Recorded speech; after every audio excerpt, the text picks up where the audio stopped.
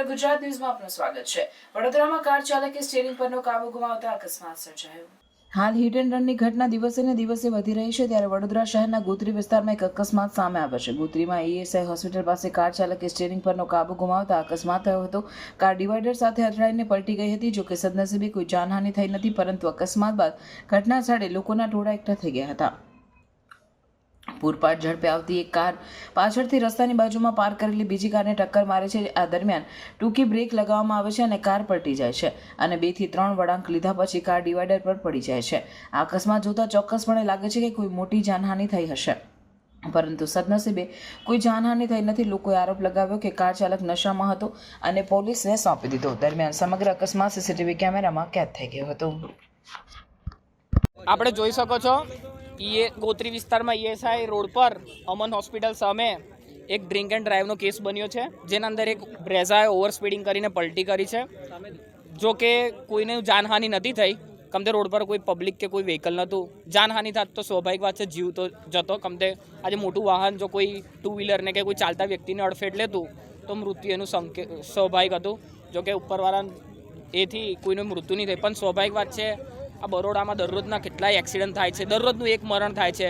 ન્યૂઝમાં સવારે ઉઠીને એટલે એ જ જોવા મળે। ગઈકાલે એક વૃદ્ધ વ્યક્તિનું જીવ ગયો, આજે સવારે એક કોલેજમાં જતી દીકરીનું જીવ ગયો। એટલે સ્વાભાવિક વાત છે કે આ દારૂ કે ડ્રગ્સ કે આના ઉપર સરકારે કાર્યવાહી લેવી જોઈએ। આ કરપ્ટેડ સરકાર, કરપ્ટેડ પોલીસકર્મી, કરપ્ટેડ ગવર્મેન્ટના જેટલા બી પાવરમાં કર્મચારીઓ ઓફિસર છે, બધા 50% ઉપર કરપ્ટેડ છે, જેના લીધે આપણા ગુજરાત, જે ગાંધીનું ગુજરાત કહેવાય છે, એના અંદર ઇન્ડિયામાં ગુજરાતમાં સૌથી વધારે દારૂ બીકરી છે, જે ઇલીગલ તરીકે છે। હવે જ્યારે એક્સિડન્ટનો બનાવ બન્યો ત્યારે અમે બધા આસપડોશવાળા લોકલ આવ્યા, અવાજ આવ્યો હતો। એના ફેમિલીના લોકો તરત આવી ગયેલા, છોકરાએ કોલ કરી દીધો હશે તો એના ફેમિલીના લોકોનું એવું જ કહેવું છે કે દારૂ પીને ચલાવીને કંઈ ગુનો તો નથી કર્યો, કોઈનો જીવ તો નહીં ગયો, નુકસાન અમારી ગાડીનો થયો, પણ જીવ જવાની તમે રાહ જોતા। શું જીવ જવાની તમે રાહ જોતા? જીવ લઈ લીધો હોત તો તમે આવું ફરી બોલતા? આજે તમારા જ ઘરના કોઈ વ્યક્તિનો આવી રીતના જીવ ગયો હોત તો તમે શું સામેવાળાથી આવી એક્સપેક્ટ કરતા? એટલે આ સંસ્કાર બી એક બહુ ખોટી વસ્તુ છે કે અમીર બાપની ઓલાદોએ એમના છોકરાઓને સંસ્કાર બહુ ખોટા આલેલા છે। એટલે આના ખિલાફ કંઈ નહીં, ઘરવાળાએ બી એક સંસ્કાર સારા આવે છે કે આપણું પરવરિશ સારી હોય છે। બીજી વસ્તુ કે સરકાર, પોલીસ તંત્રે પણ કંઈ તો સ્ટ્રિક્ટ એક્શન લેવું જોઈએ। આ પબ્લિકને મૂર્ખ બનાવવાનું બંધ કરો, બરાબર છે?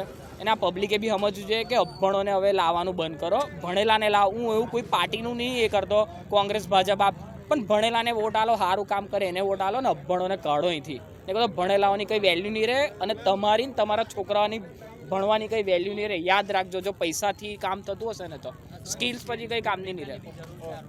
અને બીજી વસ્તુ કે ટ્રાફિક વિભાગને એ જ વિનંતી કરીશું કે સ્પીડ બ્રેકર્સ જરૂરિયાતમંદ જગ્યાએ મૂકો।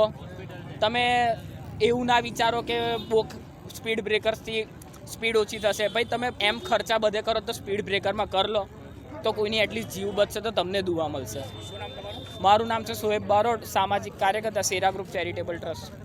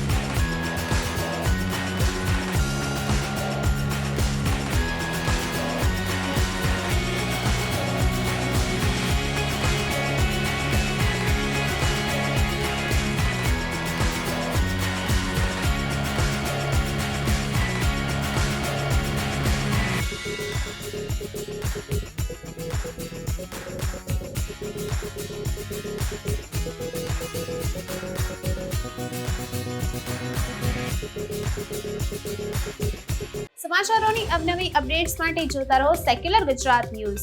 સાથે સેક્યુલર ગુજરાત ન્યૂઝ ચેનલને લાઇક, શેર અને સબસ્ક્રાઇબ કરો અને બેલ આઇકોન દબાવીને સમાચારોની ઝડપી માહિતી મેળવો.